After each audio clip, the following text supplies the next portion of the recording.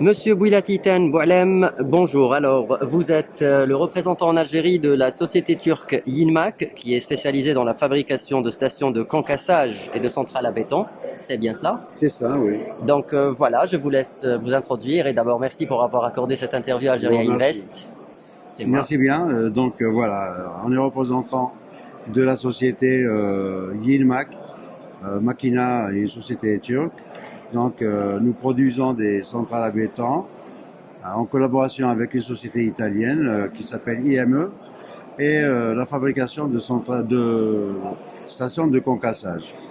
Nous avons eu l'opportunité d'en vendre beaucoup d'unités en Algérie, à travers tout le territoire d'Algérie. Voilà, et nous comptons faire davantage ou vendre beaucoup plus en Algérie. Très bien. Donc en termes de demande, on l'admet, la demande elle est là. C'est-à-dire le marché il est prometteur. La demande, elle existe. Le marché, il existe également.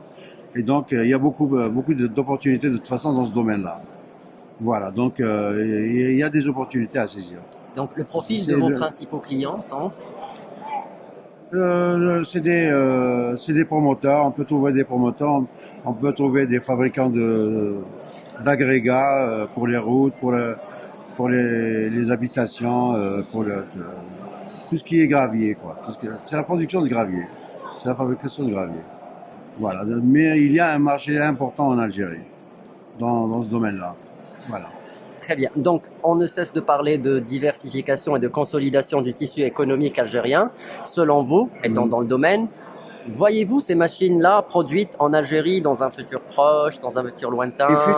Il fut un temps où les stations de compressage sont fabriquées par une société étatique algérienne. Mais c'était la période du défunt Walid Boumediene. Un peu plus tard, la société a fermé, comme beaucoup d'autres d'ailleurs. Il n'y avait pas d'opportunité, il n'y avait pas d'avenir dans ce sens-là.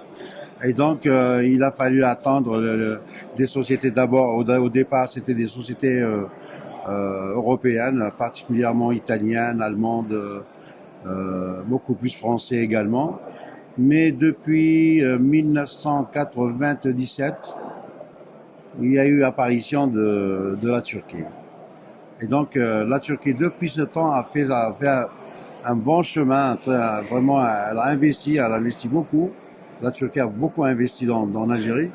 Et donc, ils ont saisi cette opportunité et ils en ont vendu énormément. Ils ont vraiment fait de la concurrence aux sociétés européennes. Parce que d'abord, il y a la qualité des installations, mais aussi il y a le prix. C'est pas pratiquement le tiers, voire le quart du prix italien ou français. Voilà.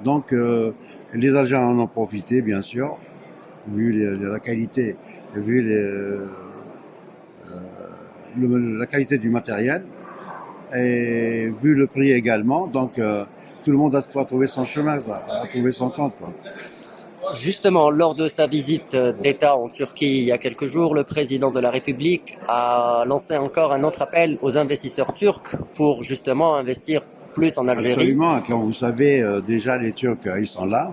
Je vous ai dit pour la première fois, les Turcs ont fait leur apparition en 1997.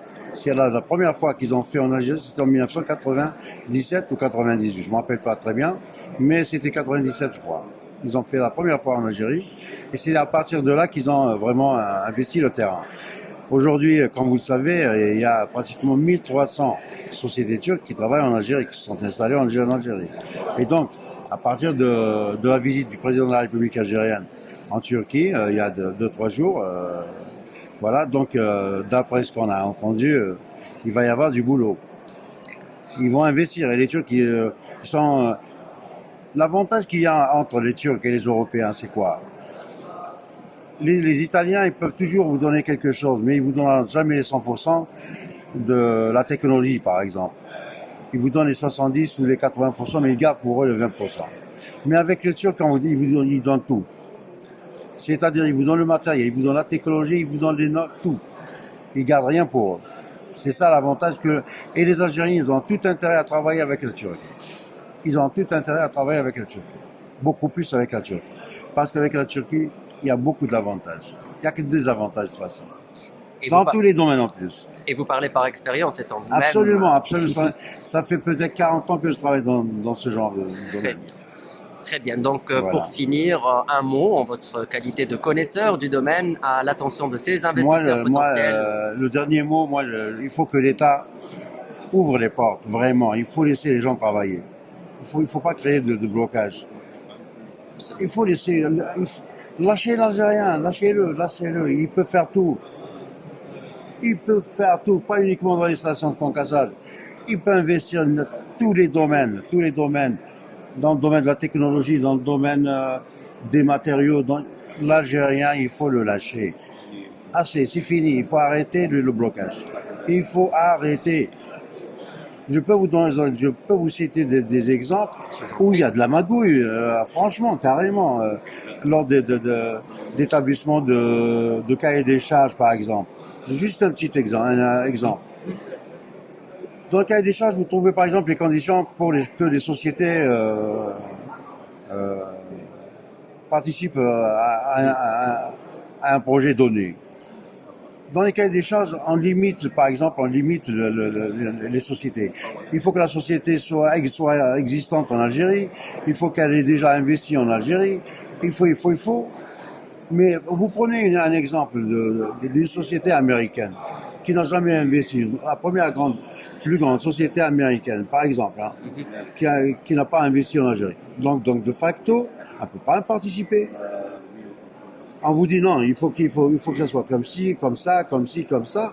Mais pour le cahier des charges, l'affaire est faite. Donc, même les Italiens, les Européens, et j'ai déjà assisté à ça, à l'ouverture des plis, le choix est déjà fait. Le choix du fournisseur, par exemple, il est déjà fait. Entre eux, ils sont déjà arrangés. Donc, on fait la figuration. Et les représentants étrangers, ils ont remarqué cela. Et donc, aujourd'hui, ils participent plus. Ils participent plus au cahier des charges. Ça ne les intéresse plus. D'où les facilitations Maintenant, que l'État est en il train faut de lâcher promettre, l'Algérie. notamment avec le nouveau code des investissements qui va voir le jour On incessamment. attend pour voir. Ils ont fait quelque chose de bien également pour ce qui est de l'importation de matériel rénové. C'est une très très bonne chose. Absolument. Mais il faut veiller. J'ai travaillé dans ce domaine-là. Il faut vraiment veiller à ce que les installations qui arrivent soient propres, rénovées et prêtes au fonctionnement. Il ne faut pas ramener de la khourda. Voilà. Très bien. Ah, c'est mon dernier mot. Voilà. Bah écoutez, monsieur Bouilatiten Boualem, je vous remercie. Je rappelle que vous êtes le représentant en Algérie de la société turque Yinmak qui est spécialisée dans la fabrication de stations de concassage et de centrales à béton. Voilà. Merci d'avoir accordé cette interview par Algérien Invest. Merci bien. Merci. Allez, au revoir.